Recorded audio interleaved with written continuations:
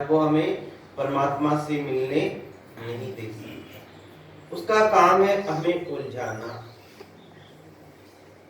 भगवान कृष्ण कह रहे कि जो मेरी माया है ये बड़ी प्रबल है, इस माया से पार पाना बहुत मुश्किल है। ऋषि मुनि यति तपस्वी भी मेरी माया का पार नहीं पा सके। पर जो कहते तत्व ज्ञानी की शरण में चला जाता है, कोई कोई बिरला बच गया सतगुरु की ओट, कहत कबीर सभी को लगे काल की चोट। कोई कोई जिन्होंने सत्पुरुषों की संगत की, ज्ञानी पुरुषों का सानिध्य किया, जिन्होंने सच्चे जो महापुरुष हैं सतगुरु हैं उनकी संगत की, कहते उनका बचाव हो गया। और बाकी सारे के सारे, और बचाव भी तब हुआ जब उन्होंने उनकी बातों पर अमल किया। चले, जैसे गुरु ने कहा कि इस रास्ते पर चलना है, तो उसने फिर अपनी मनमर्जी नहीं की, ये शर्त है। भगवान कह रहे कि जो मेरी आज्ञा और मेरे अनुशासन में रहता है। अब तुम्हें पता है भगवान की आज्ञा क्या है? भगवान ने ये तो नहीं कहा कि मेरे मंदिर में आओ, प्रणाम करो, मुझे प्रसाद चढ़ाओ। ये कहा है कहीं कि मैं तुमसे इससे खुश हो जाऊंगा?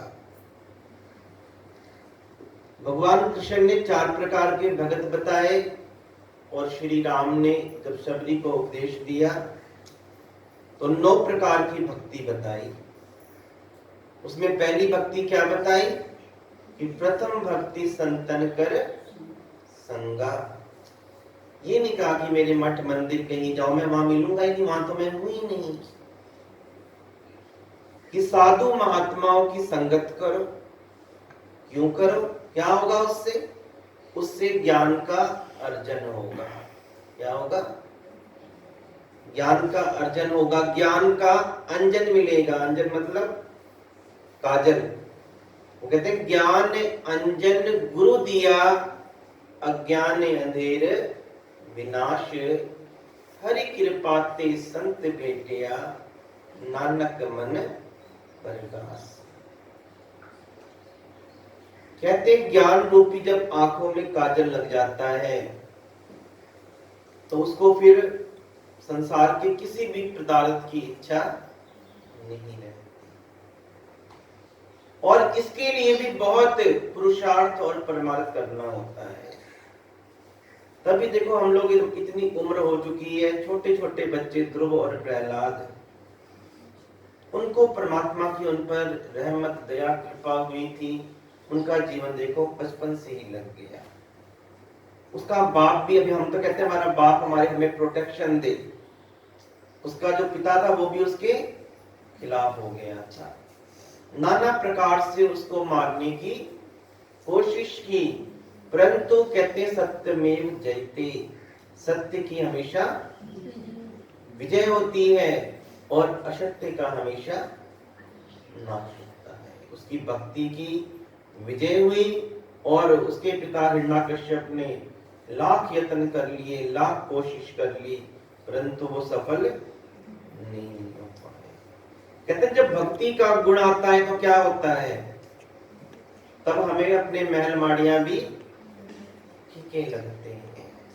नहीं तो महलों में रहने वाली मीरा को क्या जरूरत थी दर दर भटकने की, क्योंकि उसके अंदर ज्ञान का प्रकाश हो गया। उसने कहा भी ये जीवन जो है ऐसे व्यर्थ गंवाना नहीं है।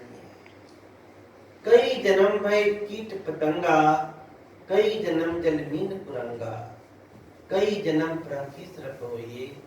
सतपुरुष कहते हैं कई जन्म हम कीड़े मकोड़े बने, कई जन्म उड़ने वाले पक्षी बने, और कई जन्म हम पानी के अंदर रहने वाले पक्षी बने। जिन मुर्गों को हम काट के खाते हैं, कभी इन मुर्गों ने भी हमें काट के खाया होगा। जिन सांपों को हम मार देते हैं, कभी इन्होंने भी हमें मारा होगा। ये संसार जो क्या है, लेन देन का चलन है।